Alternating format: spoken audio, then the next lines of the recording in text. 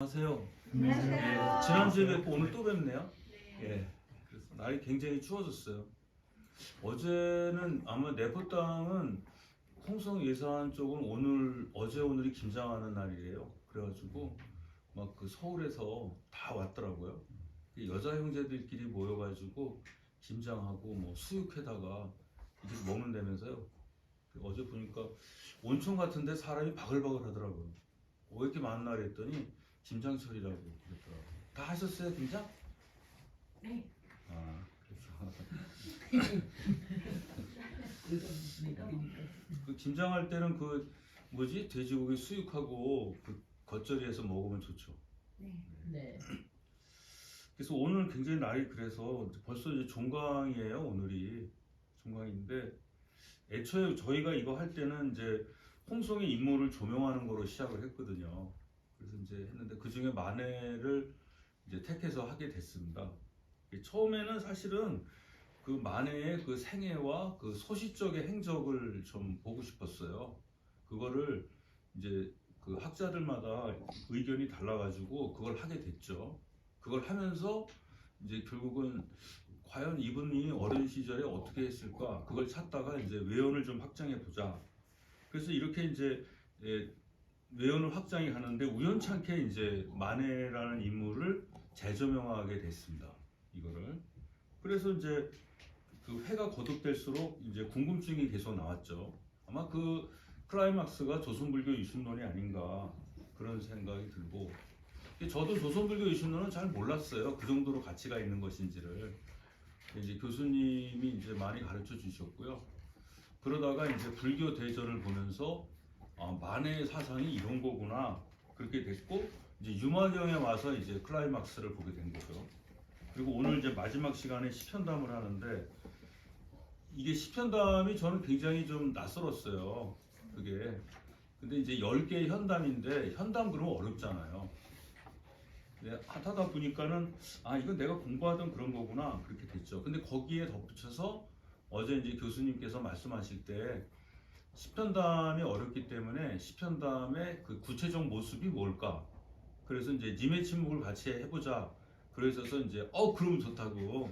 그래서 여기 분들이 이제 그 님의 침묵에 대한 해석을 기존에 문학하시는 분들이 이제 유미주의적 입장에서 해석을 하시는데 그 사실은 시편담은 유미주의적 입장이라기보다는 만해 사상을 추상한 어떤 재현이라 그럴까 그런 면도 있기 때문에 그래서 굉장히 좋다고 그랬습니다. 그래서 오늘 보면 만해란 인물이 왜 위대한지가 이제 압축적으로 드러날 거예요. 이 내용에서.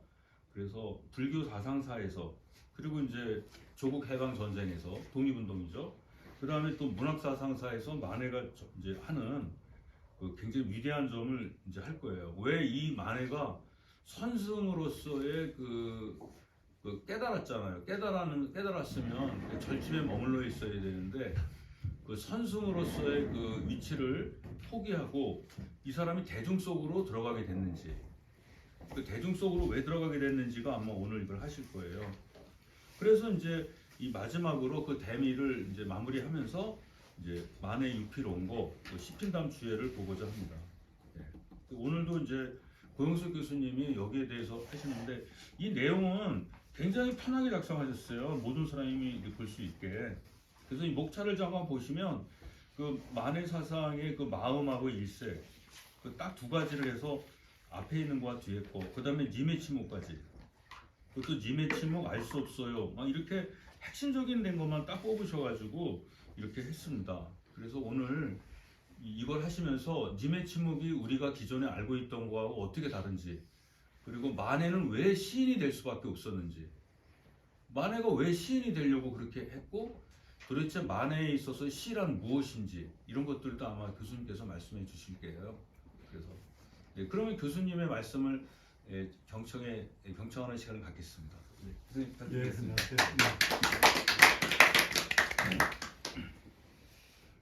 홍성 지역에서 태어나서 활동하다가 이제 전국으로 이렇게 그 무대를 넓혔던 만해 한용 선생에 대해서 7번째 이제 강의를 하게 되면서 시편담부터 시작한 것이 아니라 오히려 조선불교 유신론부터 시작하게 된 것은 어떤 의미에서 만해 사상의 출발은 조선불교 유신론이었고, 그 조선불교 유신론이라는 책이 사실은 이제 당시에 유교나 도교로는 할 수 없는, 더 이상 기대할 수 없는, 이미 유교 성리학은 해체가 되다시피 했고, 그 도교는 실체가 거의 없었기 때문에 불교로 넘어가서 불교의 여러 강원 시스템, 커리큘럼을 공부하고, 또 일본에 가서 6개월, 5, 6개월 체험을 하고, 돌아와서 그 경험을 나름대로 정리한 것이 바로 조선불교 유신론인데, 그 조선불교 유신론이라고 할 때 그 불교라고 하는 부분에 한정할 것이 아니라 조선 유신론이다, 이런 의미로 이제 우리가 보자, 그런 얘기를 했었는데요. 그 조선불교 유신론부터 불교 대전을 거쳐서 또 유마경 강의, 그리고 오늘 이제 십편담 추해, 또 님의 침묵, 이런 식으로 좀 한번 전체 만해 사상을 살펴보려고 해왔습니다. 우선 이제 우리가 그 만해 사상의 출발은 유신론이고 어떤 결론은 불교 대전이다, 그런 얘기를 제가 드렸고요. 또 그러면서도 이제 우리가 금상에, 밥상에 금상에 또 첨화라고 해서 꽃을 한 송이 꽂는 것이 바로 유마경이다, 그런 얘기도 했습니다만, 그 유마경은 반야경의 초기 부분이긴 하지만 결국 평생을 만해 선사가 보인 모습이 바로 유마경, 유마거사의 그 중생이 아르니 보살이 아른다는 이 정신을 실현한 것이 아닌가 하는 생각이 들어서, 유마경 강의가 어떤 의미에서 이제 미완성이긴 해도 그 미완성의 완성으로 끝났지만, 그것이 만해 사상에 있어서 하나의 금상의 첨하다, 추가한 꽃이다, 이런 얘기를 했었고요. 오늘의 이제 십편담 주에는 그 꽃에서 열매가 나오듯이 어떤 의미에서 만해 그 열매라고 볼 수가 있고, 그 열매와 나란히 같은 열매가 될 수 있는 것이 바로 님의 침묵이 아닌가 하는 생각이 들어서 이렇게 잡아봤습니다.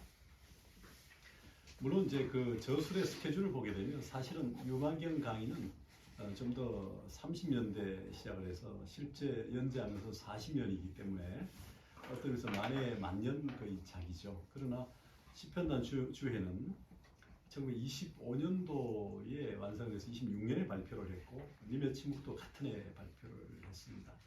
그런 의미에서 보면 만해의 어떤 일생에서 만년은 아니지만 뭐 중년에서 만년으로 넘어가는 시점이라 하더라도 만해 전체 사상에서 볼 때는 어떤 의미에서 우리가 씨를 뿌리고 싹을 돋게 해가지고 거름을 주고 줄기, 뭐 가지, 그다음에 꽃을 피우고 열매를 맺어가는 그런 과정에서 보게 되면 열매라는 의미에서 가장 무르익은 사상의 정수를 담은 부분이 아닌가 하는 생각이 듭니다. 그래서 그런 의미에서 십편담 주해의 어떤 그 꽃의 의미하고 님의 침묵의 어떤 열매의 의미, 물론 주해도 열매고 님의 침묵도 열매입니다만, 이 둘의 관계를 이제 함께 얘기한다면 우리 십편담 주해는 교학의 정점에서 피어난 열매로서의 꽃이라면, 님의 침묵은 만해 전체 사상의 어떤 의미에서는 또 하나의 열매가 아닌가 하는 생각이 듭니다. 되게 이제 그 불교 교학은 뭐 초기 불교의 이제 흔히 아함이라는 근본 불교, 아함 니카야라는 그 텍스트를 중심으로 하는 학문적 체계를 흔히 이제 원시 불교, 뭐 근본 불교, 초기 불교 그렇게 얘기합니다. 이것을 기반으로 불교 철학의 저변을 넓힌 것이 흔히 아비달마 불교 철학 또는 부파 불교라고 얘기합니다. 이것이 이제 흔히 크게 말할 때는 이제 소성 불교라고 얘기하고, 그 소성의 의미에서 성이라는 것은 이제 야나 수레이고, 여러 사람을 이 고통이 있는 이 사바 세계에서 고통이 없는 저언덕으로 이끌고 가는 수레라는 의미에서 개인의 깨달음, 개인의 구원을 얘기하는 소성은 작은 1인용 자전거, 1인용 수레의 의미에 반해서 이 대성이라는 것은 보다 많은 사람을 저 고통이 사라진 세계로 이끌고 가기 때문에 아니 뭐 비행기나 버스나 배에 비유할 수 있을 겁니다. 그런 의미에서 이제 대성의 경전이 시작된 이후에 그 초기 출발이 바로 반야부고, 그 반야부의 출발에 서 있는 부분이 이제 유마경이긴 합니다.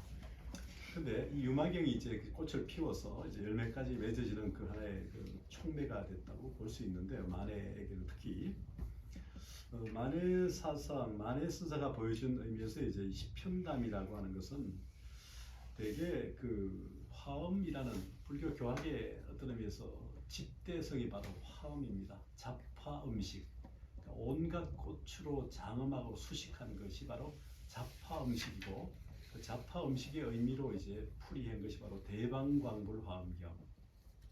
그래서 대방광불, 큰 대자, 사방방자, 넓을 광자, 부처불자, 부타자, 장엄할 음자, 이제 그다음에 경경자입니다.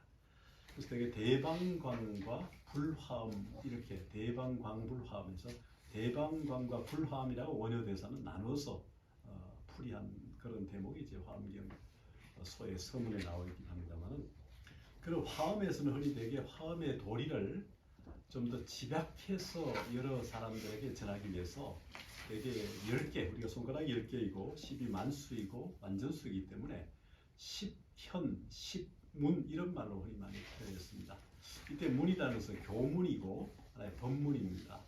그러니까 현이라는 것은 현이라는 게 우리가 뭐 하늘 전 따지 가물현누르라 현이라는 게 현지우현하듯이 거역한 거죠. 가물가물해서 우리의 시야가 보이는 이제 우리가 지평선, 뭐 수평선, 운평선, 천평선 하듯이 보이는 세계가 보이지 않는 세계의 그 경계의 그 애매모호함일까요? 호랑지도라 할까 이런 의미에서 이제 우리가 도의 형용으로서 현을 쓰죠. 그 사면하기 이제 주역이나 노자나 장자의 사면하기 얘기합니다만 그 현이라는 것이 이제 특히 불교, 특히 이 동아시아에서 깊게 추구가 되어 왔고 그래서 이제 화엄에서도 그 깊은 도리를 현이라는 의미를 통해서 드러내려고 하는 노력을 했습니다. 마치 그 길장이라고 하는 이제 삼론가는 삼론현의 해서 삼론 용수보살의 대성불교의 아버지라는 용수보살의 중론과 12문론과 제자인 제바의 백론을 합쳐서 사면론이라고 하고 사면학이라고도 하는데 이 삼론을 집대성한 교과서로 이제 한 것이 이제 삼론현의라는 말도 썼고요. 뭐 천태계통, 천태지자대사 같은 경우도 이제 현의라는 말로 그 깊은 뜻을 이렇게 펼쳐낸다는 의미, 그런 의미로 이제 많이 써서 불교 논사들이 되게 저술의 의미에서 많이 드러내기도 합니다. 근데 특히 이제 화엄에서도 이 현이라는 의미를 이제 10가지로 구분해냈는데 되게 당대 중국 당나라 때에 이제 그 화엄이 본격화될 때 초조인 두순대사 그리고 그 제자인 이조의 이제 지엄대사죠. 의상대사의 서성인 지엄. 그 지엄의 제자 밑에 이제 바로 신라 출신의 의상과 당나라의 이제 법장이 있습니다. 근데 이제 서성의 이 시편이라는 것을 이제 특히 지엄은 나름대로 이제 그 10가지의 법문을 가지고 펼쳐낸 부분이 바로 두 번째 페이지에 나온 것처럼 그 동시구족 상용문, 방협자재 모해문, 일다상용 부동문, 제법상적 자재문, 엄밀혈료 구성문, 미세상용 알림문, 인다라망 경계문, 학사현법 세계문, 십세격법 이성문, 주관원명 구동문이라고 이렇게 10가지로 이 법계, 그러니까 이 화엄에서 말하는 법계라는 것은 사실은 몸과 마음의 본체이기도 합니다.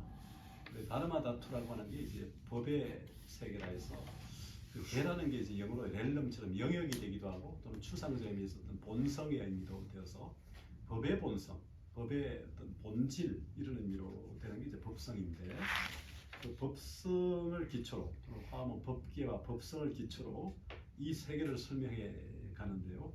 이 세계를 설명하는 방식을 이제 10가지의 문으로 지금 상정해서 지엄대사는 이렇게 풀이를 했습니다. 근데 이제 그 제자인 법장은 이제 서성의 이 10가지 시편을 조금 2개 문을 좀 변형해 가지고 바꾸었기 때문에 서성에서를 50편 또는 90편이라고 하고 자신의 시편이 결과적으로 후대에 이제 신시편 또는 그 새로운 시편이라고 해서 신시편 이렇게 흔히 부르는데 그게 바로 지엄의 신문 중에 제5문인 엄밀혈류 구성문을 비밀언현 구성문으로, 그리고 또 하나 있죠. 거기 나오는 것처럼 바로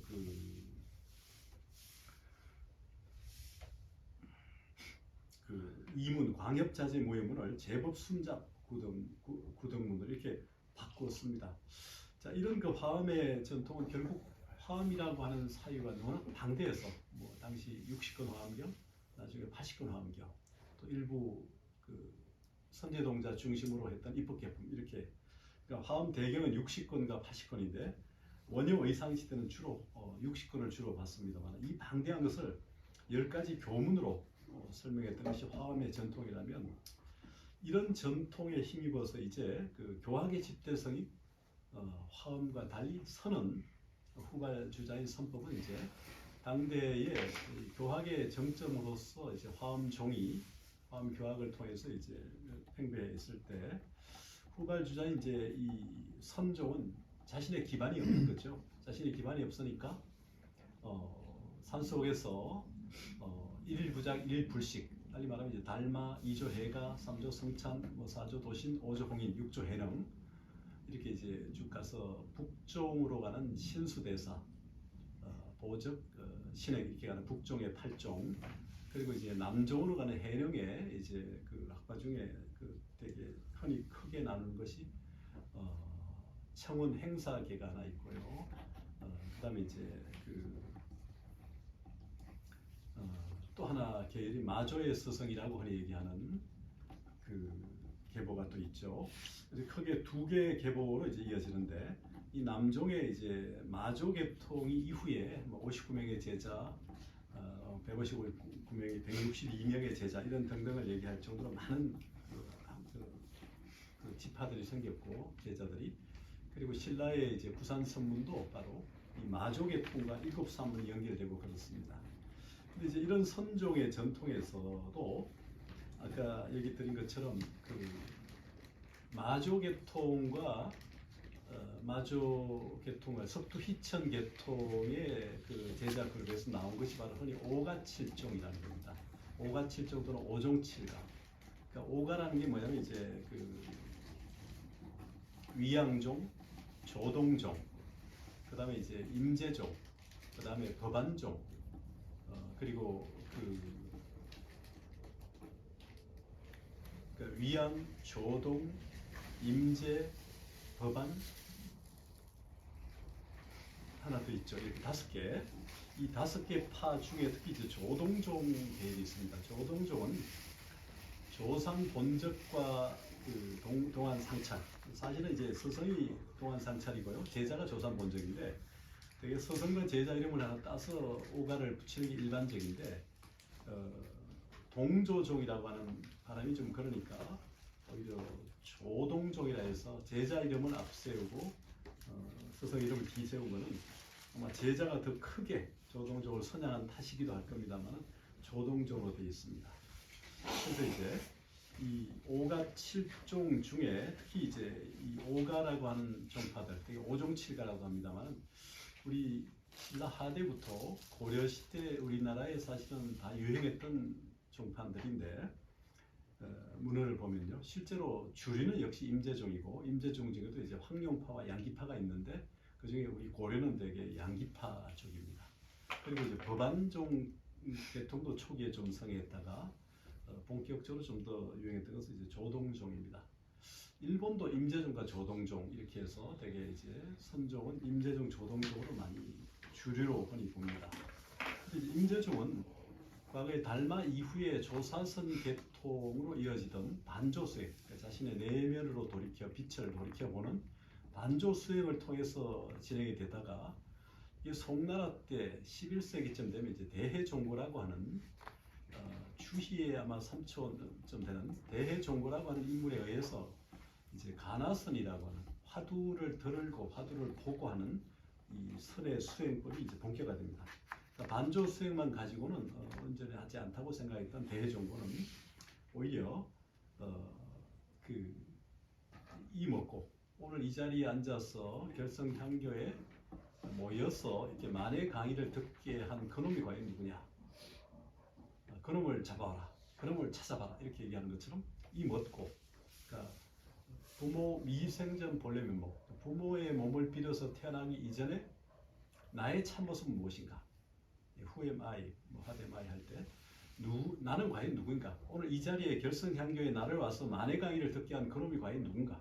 그놈을 잡아와라. 그놈을 찾아봐라. 이렇게 얘기하는 이 화두. 이게 이제 이 먹고라는 시신만데요. 이게 경덕 전동록 같은 곳에 가면 이제 1701가지로 정리가 됩니다. 화두라는 게. 화두는 더 빅퀘스천, 가장 크다는 의문이죠. 우리 인생에 있어서 가장 큰 질문이 과연 뭐냐? 나는 어디서 와서 어디로 가는가? 나는 죽고 난 이후에 무엇을 할 것인가? 삶이란 무엇인가? 이런 근본적 질문이 사실은 화두입니다. 그런 질문을 여러 에피소드를 기초로 해서 만들어진 것이 이제 1701가지라 해서 되게 흔히 선화, 그러니까 선이라고 하는 것을 다시 말하면 수행의 집대성인 선을 통해서 깨달음으로 가는 길에 있어서 있었던 여러 에피소드를 모은 것이 선화이고요.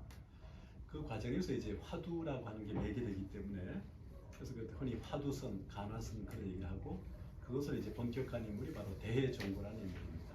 그래서 대종고의 이제 화두선 중에 우리가 잘 알고 유명한 게 이제 이후에 그 조주 종염선사, 사실 시대는 다릅니다. 그러니까 오히려 이제 조사선 시대에는 계획의 불성이 있습니까 없습니까? 구자환유 불성 야무하는 이런 화두들이 당나라 때 조주 종심선사가 그 벼감록은 이제 송대 집대성 되긴 합니다만은 원어국권의 100칙인 화두를 모았지만 그 중에 22개, 22개 정도가 조주에 관련되어 있는 화두로 집대성되어 있는 게 바로 벼감록입니다. 그 벼감록에 나오는 에피소드는 사실은 가나선 시대는 아니에요. 시기적으로는. 그러나 이제 가나선자들은 계획의 불성이 있습니까 없습니까? 라는 화두를 들고, 그러니까 어느 날 이제 스승인 조주가 차를 한잔하고 있었던 것 같기도 하고, 뭐 조금 휴식을 취하고 있을 때 젊은 삼이 피구가 찾아와서 스님 계획의 불성이 있습니까 없습니까? 라는 질문을 던졌어요. 마침 그 뜰 아래 개 한 마리가 지나가고 있었던 것 같습니다. 근데 이제 열반경이나 대성일반경에는 일체 중생이 다 부처가 될 수 있다 이렇게 해서 일체 중생의 그 성불 가능성을 긍정했는데, 이 조주선사는 제자의 질문을 받고 없다 그랬단 말이죠. 그래서 이제 제자가 의심이 생겼죠. 아니 일체 중생이 시루불성이라는 열반경이나 대성경전의 일반 경론의 답과 달리 스승이 없다라고 하니까 의심이 생기잖아요. 의심을 가지고 스님 이렇게 얘기를 하니까 다시 없다고 했어요. 했죠. 다시 있다고 했습니다. 근데 이제 한참 지나가지고 며칠 지나서 또 다른 사미가 와서 스님 계획의 질문이 불성이 있습니까 없습니까? 라는 질문을 받았던 조전사가 또 그런단 말이에요. 그러니까 옆에 있던 제자가 지난번에 자신한테도 없다고 하시더니 또 이 제자가 찾아와서 물었더니 또 그렇게 얘기하시네. 왜 그렇게 하시죠? 그랬더니 다시 이렇게 얘기했다는 얘기도 있는데, 그러니까 이 말은 뭐냐면 이제 유다, 무다라는 양대, 상대적 극단에 붙들리지 말라는 거거든요. 그러니까 유무에서 자유자재해야 되는 게 이제 불교가 추구하는 도리인데, 그래서 사실은 불교는 무엇이 있다 없다라는 존재론적인 여기에 집중하는 것이 아니라 무엇이 있다 없다라는 그 집착을 멸하는 것이 불교의 핵심이죠. 그러니까 사실은 불교의 핵심은 멸집에 있습니다. 멸집. 집착을 멸하는 것이죠. 존재에 대한, 대상에 대한, 경계에 대한. 그러나 그걸로 끝나는 게 아니고 만공이 더 있죠. 만공. 지혜의 달이라고 하는 공을 가득 채우는. 달리 말하면 불교의 핵심은 멸집과 만공에 겨냥되어 있다고 볼 수 있습니다. 근데 우리는 되게 유다, 무다라는 상대에 자꾸 붙들려서 존재에 대해서 집착을 하니까, 경계에 대해서. 무엇이 우리가 눈에 보이고 손에 잡히는 무엇이 있다고 할 때 그것이 영원히 있을 수가 없죠. 또 무엇이 없다고 얘기할 때 그것이 영원히 없는 게 아니거든요. 그러니까 현상과 본질이랄까, 이것이 함께 공존하는 건데, 우리는 현상만 보거나 본질만 보거나 이렇게 한쪽만을 보니까 한쪽에 치우친 견해를 깨뜨리기 위해서 온전히 보고 전체를 보게 하기 위해서 무다, 유다 얘기하는 거거든요. 유무에 붙들리지 말라는 거죠. 사실은 자유자재한 진리의 활로를 말하고 지혜의 활로를 말하는 것이거든요. 그게 이제 공이고 공성이죠. 그런 측면인데 공에 집착하면 또 공조차 공하다. 공공을 또 얘기합니다. 이게 이렇게 계속 부정의 실체에 대한 부정을 통해서 그 존재와 대상이나 경계에 대한 자유자재함, 주인공이 되게 만드는 게 이제 불교 선이 추구하는 거죠. 자, 이런 가나선의 입장과 좀 달리 이제 조동선은 묵조의 수행법을 취합니다. 가나선은 이제 말 그대로 이제 임재종이라고도 이제 후대 얘기하는 건 임재선의 계보들이 가나와 접목이 되기 때문에 이제 흔히 얘기할 때 임재종 조동을 얘기하는데 임재는 당대 사람입니다. 대종군은 송대 사람이거든요. 임재 시절에는 사실은 가나선이란 말은 없었어요.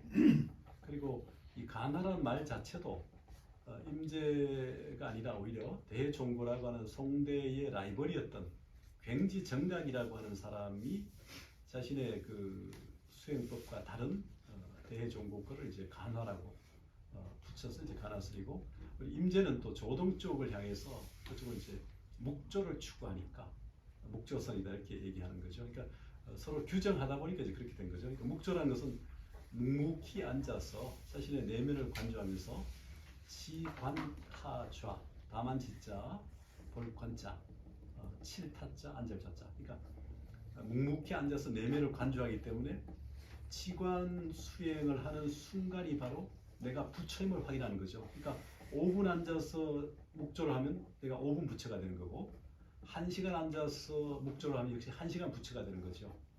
그래서 이제 임재, 달리 말하면 가나선이 추구하는 바를 흔히 이제 후대 임재와 결합돼 가지고 임재종과 조동을 얘기하지만, 임재종은 말 그대로 움직이는 활발한 이 움직임 속에서의 고요함을 추구하는 선이라고 얘기를 합니다.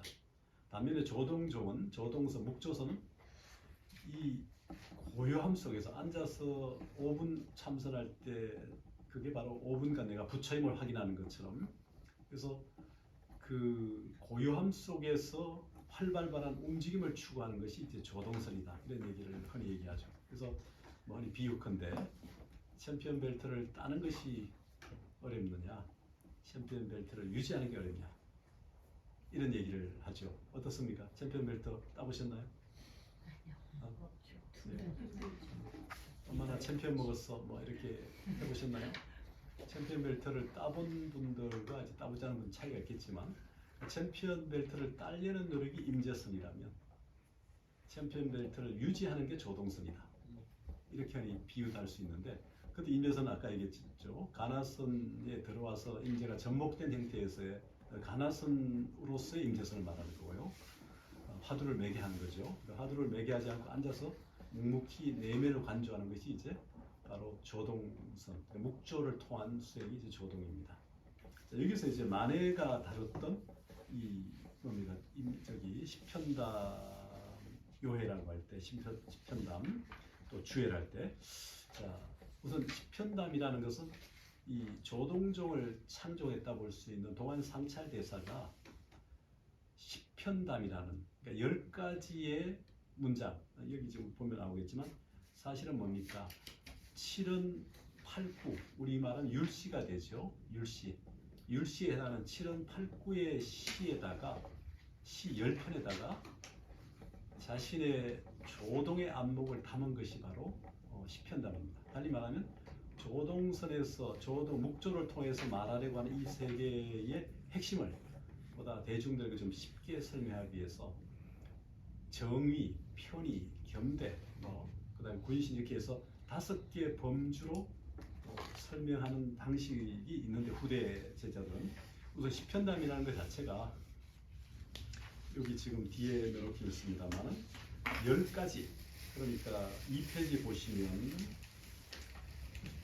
동안 상찰의 십편담이 시민, 그러니까 마음이죠. 조의, 조사의 뜻, 현기, 현묘한 깃털, 진이, 티끌은 다른가, 뭐 연교, 다르심을 펼치다, 잘본, 건곤에 이르다. 그리고 번째 화는 귀향마저 부정하다, 파환향이란 말도 하는데요. 그다음에 전위, 위치를 바꾸다, 회기, 깃털을 돌리다, 일색, 이제 한 가지 빛이죠, 한 가지 빛. 자, 이 10가지의 제목의 시를 10편담으로 정리한 것이 바로 동안상찰의 10편담입니다. 반면에 이런 동안상찰의 10편담과 달리 임재계통의 굳이 그 10편담을 말한다면 우리가 말하는 시무도 시부도가 해당이 되는 거죠.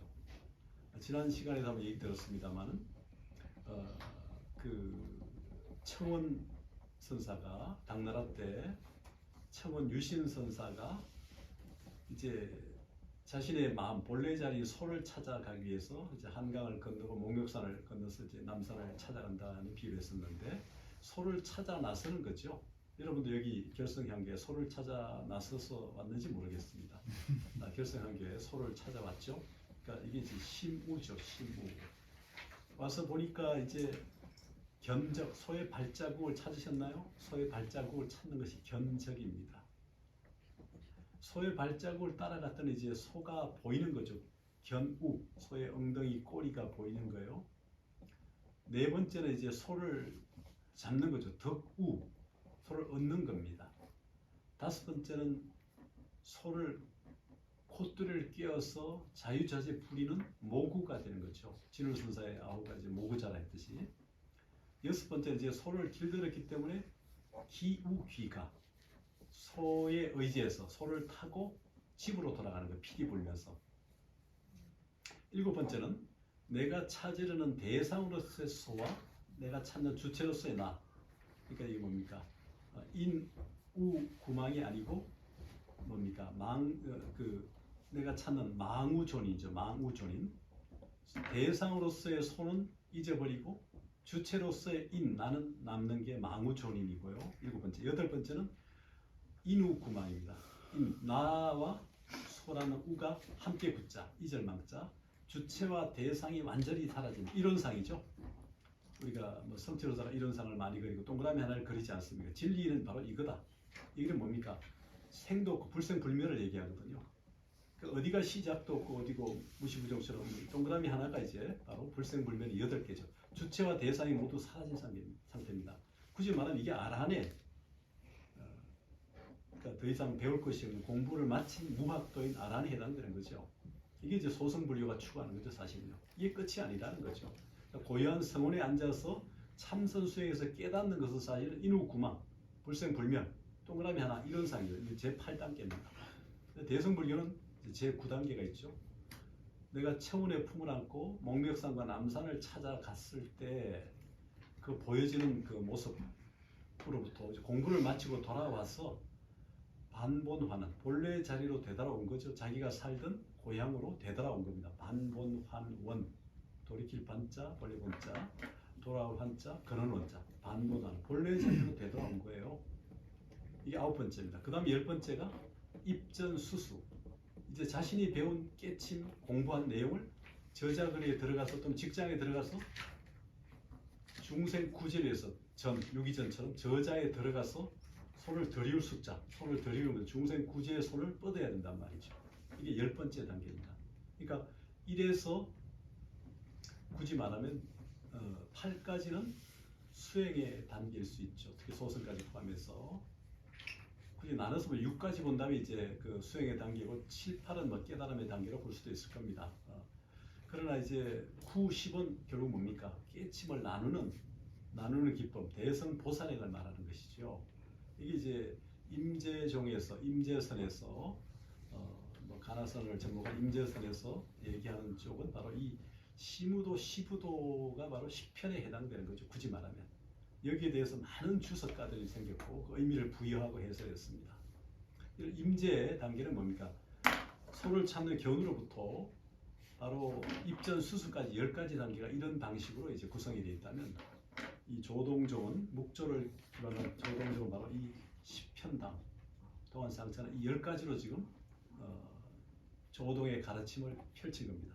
그 10가지가 바로 지금 얘기했던 시민, 마음부터 조의, 현기, 신이, 연교, 발본, 화는, 전위, 회기, 일색 이렇게 10편담을 작성을 했고 이것이 이제 7은 8, 9의 율시로 쓰니까 한 구절 한 구절이 너무나 밀도 있는 깊이가 있다 보니까 여기다 이제 이해가 필요해서 조산 본적이나 이후에 이제 제자들 이 신라계로 치면 여러분 황해도 가보셨나요? 수미산 해주에 수미산문 통일이 되어 갈 텐데 그 이염선사가 이제 거기 산문을 개척했다 하지만 거기가 바로 이제 수미산문인데요. 거기가 바로 조동선의 본산입니다.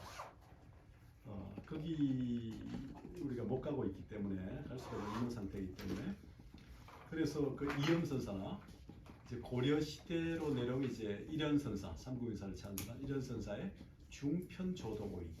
그러니까 조동종에서 말하는 오이, 아까 얘기했죠. 뭐 정의, 편의, 겸대, 뭐 군신 이렇게 하듯이 오이로 한 이런 단계에 대한 설명을 좀 더 구체적으로 설명했던 부분을 어느 날 남해 길쌈에서 그 텍스트를 보고 좀 문제가 있다고 생각해서 조금 더 수정을 하고 자기가 서문을 달아서 거듭 편찬한 것이 중편조동오입니다. 그 다음에 이제 이것을 또 후대 조선시대 가면 그 매월당 김시섭 설잠이 또 다시 이제 이것을 보고 아마 일현선사 그 중편조동오이도 보고 동안 상찰의 시편담 또는 조삼 본적의 이제 뭐 오이오해 이런 것들을 보고 다시 펼친 것이 바로 시편담 요해입니다.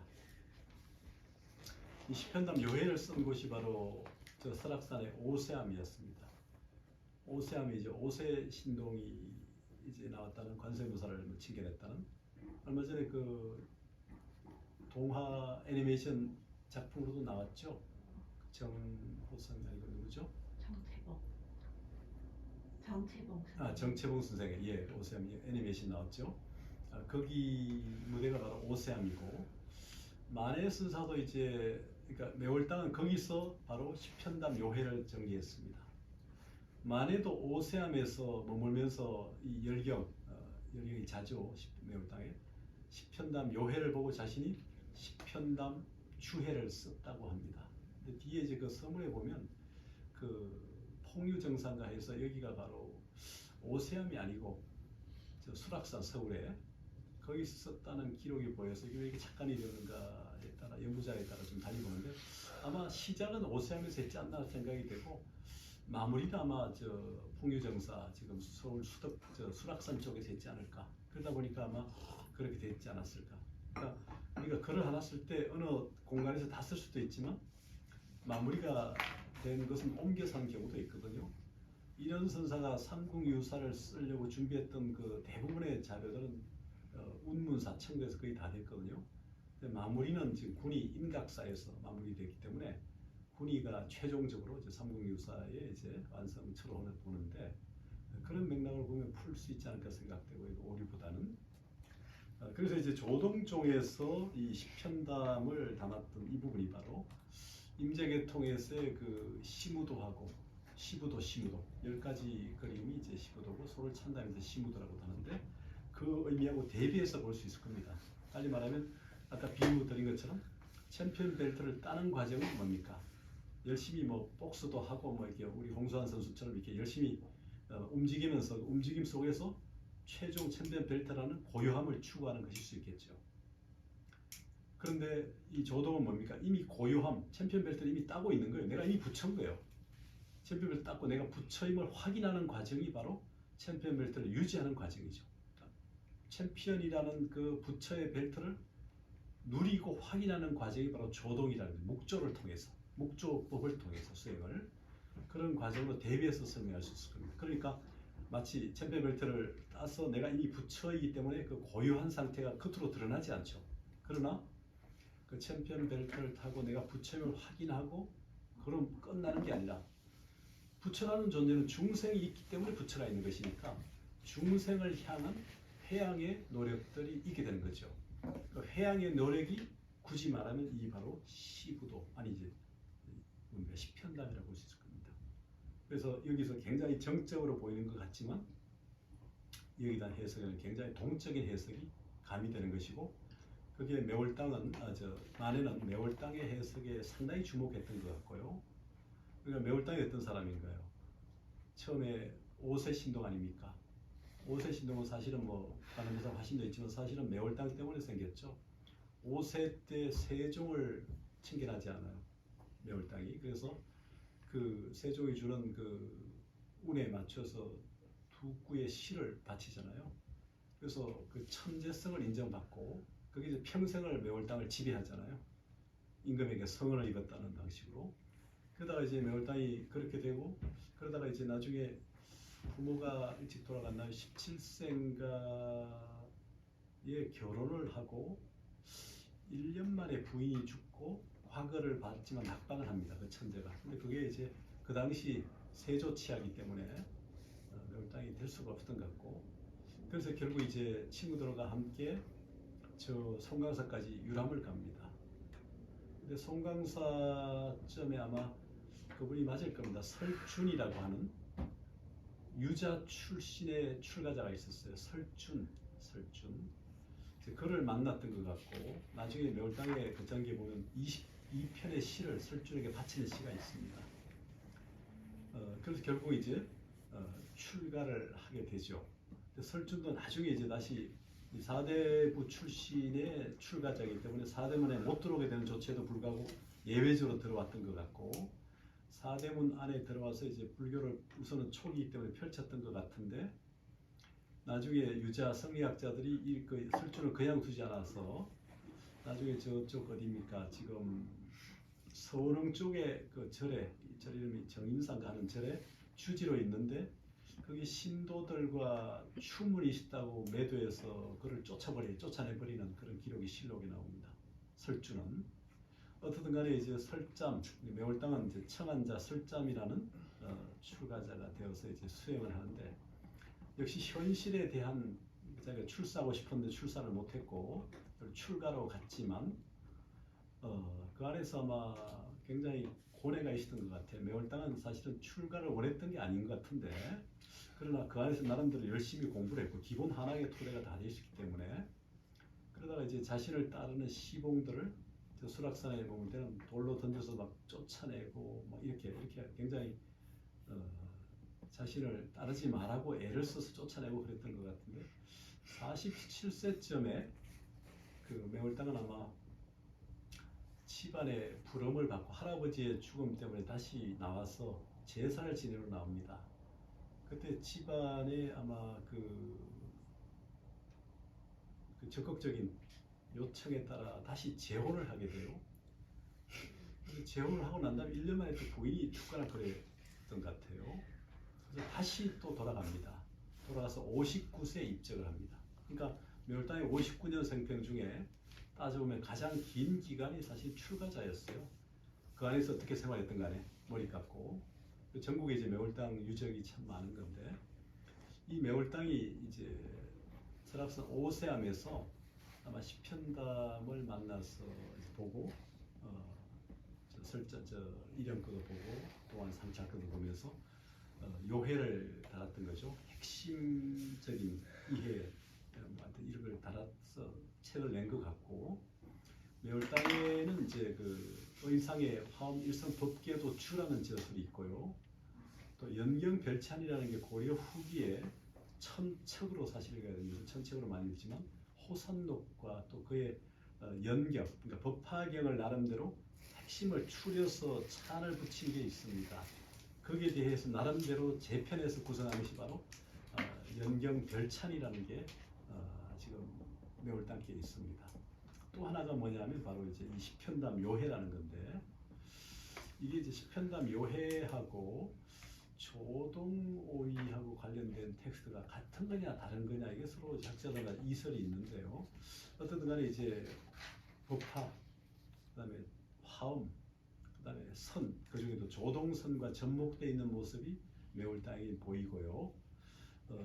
그다음에는 뭐 한 2만 정도, 2만 3천여의 한시를 남겼지만 한 2,200 수밖에 안 남아있지만 뛰어난 시들을 남기고 있습니다.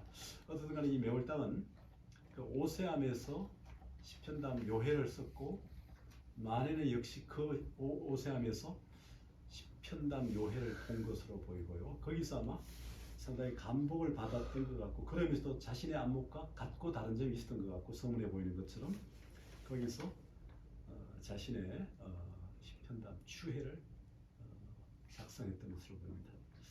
마무리를 굳이 말하면 뭐 수락산 공유정사에서 있지 않았을까 뭐 그런 생각을 합니다만 그래서 이제 나온 것이 바로 시편담 주해인데 여기에 나름대로 자신이 지금까지 공부하고 수행하고 느꼈던 부분을 온전히 담아낸 것으로 보입니다. 자, 시편담 요해는 말 그대로 이제 그 10개 그 시편담에 대한 주석이었지만 역시 이제 그 만해 역시 시편담 주해 또한 10가지 동안 상찰의 시편담에 대한 주석입니다. 제일 처음에까지 심인인데요. 제가 저 자료에는 10개 중에 2개, 첫 번째와 10번째만 넣습니다. 다 넣지 않고요. 우선 이제 만해는 그렇게 그려내는 거죠. 그 심인이라는 게 뭡니까? 자, 마음이라는 게 이제 불교의 핵심 도리이기도 하고 인이라는 것은 도장입니다. 도장. 자, 우리가 그런 비유를 많이 하죠. 어린 청강지고 달이 천강에 비친다. 이제 뭐 네이버에 강물에 천강이 있다. 달이 뜨는 시도 있지만, 자, 이 달이 보름달이 떴을 때 천강에 달이 비치죠. 그 천강은 사실은 중생들을 상징하고 이 달은 부처님을 상징하죠. 부처님은 달처럼 떠 있지만 중생들은 천강에 각기 빛으로 받아들이니까.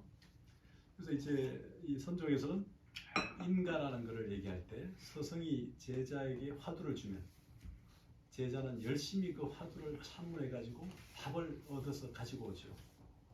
그때 이제 그 답이 옳으냐 그러냐를 이제 이렇게 주고받는 과정이 이제 거량이라는 건데요. 그래서 이제 우리가 만다라는 소설 기억나실지 모르겠어요. 영화도 있었고 여기 하나의 병이 있다고 하자. 이 병 속에 새를 한 마리 넣어서 자나깨나 물과 모이를 주었다 하자. 이 병 속에 있는 새가 자라서 이제 병을 가득 채워서 이 새를 꺼내지 않으면 새가 죽을 것이다. 그러면 새를 죽이지도 말고 병을 깨지도 말고 새를 꺼내봐라. 이게 화두잖아요. 어떻게 꺼내야 되겠습니까? 병 속에서 한번 꺼내보세요. 비유를 한번 해보겠습니다. 80년대 그 박종철 이 서울대 대학원생 학부생이 있었죠. 그 학생이 이제 용산 남영동의 안기부에 끌려가서 물고문을 당했다고 알고 있죠. 그때 그 고문한 형사가 이근한 씨잖아요. 이근한 씨가 이제 고문 이후에 뭐 흔히 도발이란 말, 도망을 다녔잖아요. 도망을 다니다가 김영삼 정부 때 그 이제 200명, 300명 형사를 투입해가지고 이근한 씨를 잡으려고 노력했는데 계속 못 잡았어요. 그 나중에 첩보를 얻어가지고 남영동 그 안기부 분실 바로 근처에 누나가 살았던 것 같아요. 근데 이제 남영동에 안기부 분실이 있는 그곳에 그 가까운데 이근한이 있으려고 아무도 생각 못했잖아요. 보통 일반적으로 볼 때. 그리고 가까운 곳에 아파트에 바로 누나가 살고 있는데 그 누나 집에서 아마 숨어 지냈던 것 같아요. 그래서 이제 그 첩보를 경찰들이 얻어가 한 200~300명의 경찰들이 그 아파트를 포위하고 이제 한 사람이 올라갔죠. 형사가 배를 딱 눌렀어요. 그러면서 이근한! 했더니 안에서 예! 하고 이근한 씨가 답했어요. 그리고 이근한 씨를 잡았죠. 이게 무슨 말입니까? 이게 선돌입니다. 병 속에 새를 모이를 주고 물을 주고 애주게 키우면 결국 계속 커서 병 속에 새가 가득 찼죠. 이 새를 꺼내봐라. 새를 죽이지도 말고 병을 깨지도 말고. 이 서서 이런 질문을 줬으면 제자는 이제 계속 그걸 가져가서 참문하잖아요. 그래서 참문해서 답을 가져와야 답을 못 가져온 거 아니겠어요. 근데 사실은 그걸 오니까 이제 스승이 그런 방식을 취하는 거죠. 바로 만다라의 주인공이 누굽니까? 김성동 작가의 만다라, 영화 만다라, 전무성과 또 누구 있죠? 그래서 그런 방식으로 법명을 부름으로써 그를 불어내는 거죠. 우리는 병을 깨지 말고 새를 죽이지 말라는 이 이항에 붙들려서 질문에 이미 갇혀버린다는 거죠. 그러니까 질문에 갇혀버리기 때문에 질문을 깨지를 못하는 거예요. 모든 답은 질문에 있죠. 사실은.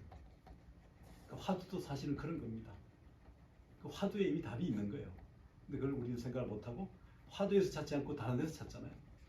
한참을 헤매다가 50년을 돌다가 지금 와서 본래 자리를 마치 법화계에서 공자 비유, 탕자 비유, 성세. 원래는 부처님의 아들이었는데 장자의 아들이 있었죠. 이 장자의 아들이 집을 나가가지고 50년을 헤매다가 거지처럼 돌아다녀요. 근데 하루는 장자가 보니까 스트레스 보니까 저 밑에 한 그런 게 거지가 와서 이제 밥을 빌려 왔는데 보니까 자기 아들임이 확인됐어요. 그래서 옆에 있는 친구를 시자를 시켜가지고 저 거지를 달에서 우리 화장실 푸는 일을 맡겨라. 그때 화장실을 치고 또 나중에 뭐 마당을 썰게 시키고 또 뭐 밭에 밭일을 시키고 이렇게 시키다가 이제 마지막에 장자가 때가 됐다는 걸 알고 내가 가지고 있는 모든 재산을 저 거지에게 주겠다고 유언을 하죠. 그렇게 해서 전달합니다. 사실 처음부터 저 거지에게 바로 재산을 넘겨주면 거지가 놀라서 도망을 간다는 거죠. 우리 중생도 그와 같다는 겁니다. 내 안에 본래 부처가 있고 내가 불성을 가지고 있고 내가 원래 부처의 아들인데 그걸 모르고 천지사방을 헤매가지고 50년 헤매다 돌아다니는 거죠. 그래서 결국은 차제, 그래줄 점차적인 과정이 필요한 거죠. 그러니까 도노냐 점수냐. 그러니까 우리가 한 방에 깰 수 있느냐 아니면 차츰차츰 깨야 되냐 이런 문제인데 남종선은 사실은 뭡니까? 한 방에 깨려고 하는 거죠. 근데 북점선, 북방선, 그러니까 달마, 2조 해가, 3조 성자, 4조 도신, 5조 홍이, 6조 해능 전에 5조 홍이 밑에 북종 신수, 오적 신행 같은 이쪽은 뭡니까? 점수, 그래줄, 점차적으로 닦아가야 되고 점차 깨달아야 된다는 얘기를 하는 겁니다. 남방의 해령 이쪽 계통은 뭡니까? 청운행사, 남학회양 이 두 그룹이 있고 남학회양 밑에 마조도일 있고 청운행사 밑에 석두이천이 있죠. 이쪽 그룹은 뭐냐면 점차적으로 닦아야 되고 점차적으로 깨달을 수밖에 없다. 원래 이제 오와 수의 문제였어요. 깨침과 닦음의 문제인데 그 안에 인수분해가 되면서 도노 돈수냐 도노 점수냐 이렇게 바뀐 건데 결국 도노 이후에 점수가 있다면 그 도노가 불완전한 도노 아니야. 그러니까 도노 무수가 돼야 되고 오후 불수가 돼야 되는 게 옳지 않냐. 이게 바로 성처선사의 얘기죠. 그래서 진울수사 같은 경우는 그 도노도 아직은 해오다. 깨침에 대한 이해 차원이지 온전한 깨달음이 아니다. 그래서 진울은 7가지 범주 중에 도노를 하나의 그 과정 중으로 봅니다. 최후가 아니라 보는 거죠. 반면에 진울은 해오를 최후로, 도노 점수를 사실은 최후로 보는 거예요. 도노 점수를. 성철을 쓰다는 도노 돈수를 최후로 보는 거죠. 그런 차이인데 그러니까 남종선이 추구하는 부분은 이제 그런 거고 아까 가나선, 임재선을 계승한 가나선의 맥락에서 볼 때는 남종선은 바로 도노 돈수를, 북종선은 도노 점수인데 북종선이 이미 사라졌으니까. 근데 이제 아까 챔피언 벨트를 따느냐 유지하느냐의 문제를 얘기했습니다만 임재계통은 활발한 모습을 보이는 것 속에서 고해함을 추구하니까 벨트를 따기 위해서 열심히 노력하는 과정이 사실은 임재 가나계통이라면 챔피언 벨트를 따고 이미 내가 가지고 있는 상태에서 내가 부처임을, 내가 챔피언임을 확인하는 과정이 바로 묵조를 통한 조동선이라는 것이고요. 그게 더 어렵다고 생각을 여러분이 하신다면 내가 앉아있는 기간이 이미 부처임을 확인하고 내가 부처다라고 그런 부처의 삶을 사는 그런 것이 더 어려울 수 있겠죠. 결국 조동이 추구하는 것은 뭡니까? 중생이 있어야 부처가 있는 거니까 그 중생 속에서 부처를 어떻게 구현하느냐의 모습에 궁극으로 가 있는 걸 보면 오히려 조동이 더 아주 파워풀하고 현실적인 측면이 있습니다.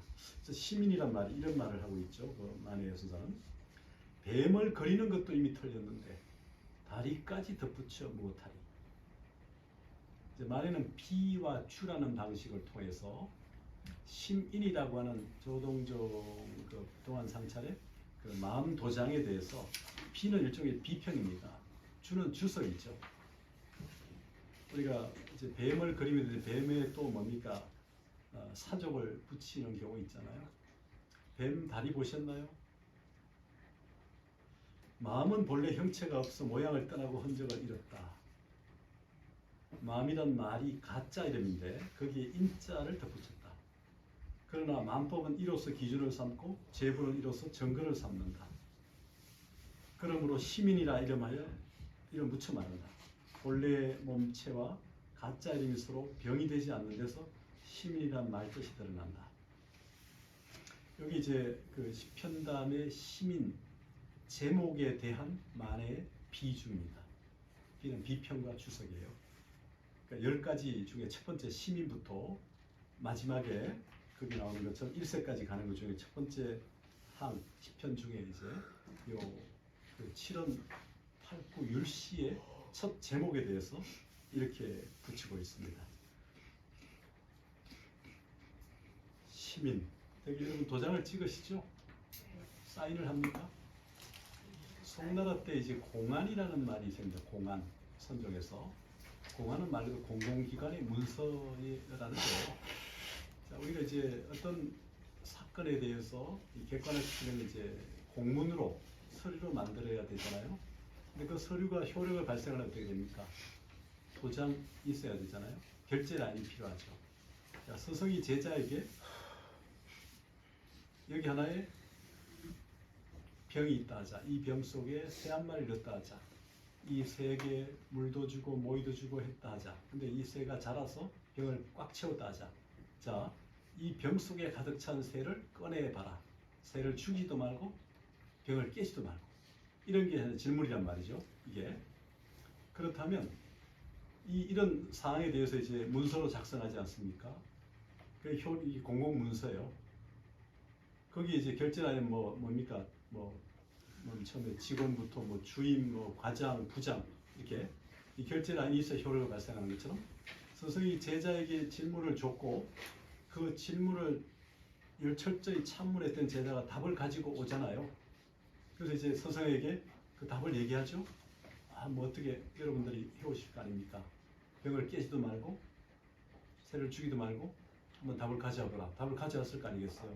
그 답이 온전한지 제대로 된 답인지를 점검하는 거죠. 이게 거래량을 통해서. 그때 제대로 가져왔다고 판단하면 사인을 해주는 거죠. 이게 인가입니다. 인가. 스승이 제자를 인가해줘야 되거든요. 인가를 해야 되는데 인가를 해주는 과정이 바로 심인이죠. 마음으로 도장을 찍어주는 거예요. 그러니까 이게 이제 선종이 추구하는 이 가나선, 인재도 마찬가지고 조동도 이런 부분은 동일합니다.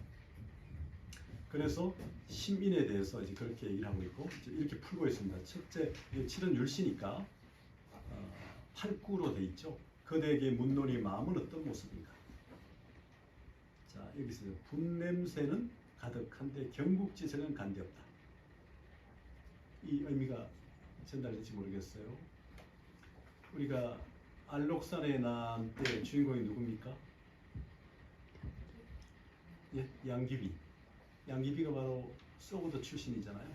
서역의 소고도족 출신. 알록산도 거기 출신이에요. 그래서 서로 이제 나이가 더 많나 그런데도 이제 그 양아들도 되고 그런 얘기 소기 해가지고 소가는 것처럼 그 사인을 주고 하는. 자, 분냄새는 가득한데 경국지성. 나라를 위태롭게 나라를 기울게 하는 색은 간데없다는 거죠. 이게 이렇게 만해의 순사가 무운군 시민 작하안 이렇게 지금 묻는 거죠. 이제 주로 이렇게 붙입니다. 부처님의 32상 80정오가 부처님이 가지고 있는 32가지 모습과 80가지 모습이 있는데 다 마음에 있고 모두 허공꽃 공화에 속한다. 그러니 어떤 얼굴이 있겠는가? 5가지 물감으로도 물들이기에 부족하고 갖가지 규거죠. 자로도 그 모습을 재기에 부족하다. 또한 도는 과연 어떤 모습을 짓고 있는가? 스스로 질문하고 이제 양구 진실로 양자에 올 구자를 써서 양구하는 거예요. 그러니까 묻고 난 다음에 바로 또 하는 게 아니라 조금 한 숨을 쉬게 양구하고 하는 게 이제 잠시 후에 이르기를 꽃과 달 이미 시들었는데 미는 옥처럼 온전하네. 아닙니까? 뭔가 전달됩니까? 손 놓는다고 하는 거죠. 근데 잘 생각하셔야 돼요. 그렇지 않으면 이게 완전 이상한 소리가 됩니다. 마음은 누가 감히 주고받겠는가? 자, 선종에서는 뭡니까? 의발전수가 있죠. 스승이 인간을 통해서 제자에게 전해지는 상징물이 바로 스승이 입었던 가사, 그다음 바루입니다. 자, 의발. 의발은 본래 마음이 아니다. 시민이 아니라는 거죠. 의발전수라는 것도 뭐예요? 눈에 보이고 손에 잡히는 하나의 허상이죠. 마음은 형체가 없어서 중생이 받을 수 없고 재불이 전할 수 없다. 자, 선종의 출발이 그렇게 얘기합니다. 선의 출발. 자, 서가모니 부처님이 영산회상에서 법화경을 설하고 있었어요. 하늘에서 꽃비가 쫙 내립니다. 그러니까 대중들이 이제 꽃이 내리니까 환희의 마음을 가지고 있는데 갑자기 세존이 일체 슬픔하지 않고 떨어진 꽃 한 송이 이렇게 딱 들었어요. 이렇게 딱 들었습니다. 딱 들었어요. 그러니까 대중들은 갑자기 슬픔하시던 부처님이 왜 저러시지 하고 생각했는데 앞에 앉아있던 가섭이 빙그레 미소를 지어요. 여기서 바로 마음을 한번 전했다는 거죠. 세존이 가섭에게 이심전심 그것이 나온 말입니다. 마음으로서 마음을 전한다. 이게 하나의 세존의 마음이에요. 가섭도 이 마음을 받은 거죠. 그래서 한번 첫째 마음을 전했다는 제1처 전심입니다. 두 번째,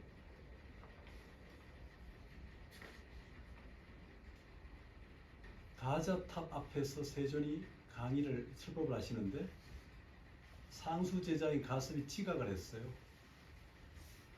그러니까 이제 대중들이 다 눈총을 주는데 당신은 아무런 답변 없이 당신 이렇게 앉으면서 자리를 마련해서 여기에 자리를 나눠서 앉혀요. 그래서 또 한 번 마음을 전했다는 거죠. 이게 다자탑전 분관자라는 제2처 전심입니다. 다시 두 번째 마음을 여기서 전했다는 거죠. 두 번째 마음이 아니고 두 번째 마음을 전했다는 거죠. 가섭에게. 자, 세 번째입니다. 세 번째는 부처님이 사라상수 아래서 사라상수 아래서 이제 열반에 드셨어요. 이웃 나라에 전법하고 있던 가섭이 도반 수행자로부터 세존께서 열반에 드셨다는 얘기를 전해 들었습니다. 그래서 급히 세존에 이제 열반처로 와서 오른쪽으로 세 바퀴 우요삼자 스승에 대한 예를 되게 우요삼자 칠요삼자 7바퀴 돌기도 합니다. 이렇게 예를 타고 이제 합장을 했더니 관 속에 들어가 있는 세존이 두 발을 밖으로 내보이셨다는 거예요. 이렇게. 그래서 여기서 또 한 번 마음을 전하셨다. 이게 이제 사라쌍수와 곽시쌍구, 관곽자, 볼시자, 두쌍자, 다리부자. 여기서 또 한 번 마음을 전하셨다는 거죠. 이게 제3처 전심. 그러니까 선종의 출발은 이 3처 전심. 세 곳에서 세 번 수제자 가섭에게 법을 전하셨다는 거예요. 자, 이 도리를 옷과 바루로 전달할 수 있겠습니까? 세 곳에서 세 번 마음을 전했는데 여기서 지금 의발은 본래 마음이 아니다.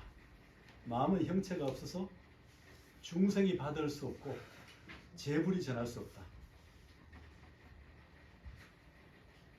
삼재불조의 전법도 여기 삼재는 삼세로 보는 게 좋을 것 같습니다. 삼재도 되긴 하는데 삼재는 원래 전재, 중재, 후재여서 과거, 현재, 미래 삼세도 그 말은 통합니다. 똑같이 오자 아니어도 관계없어요.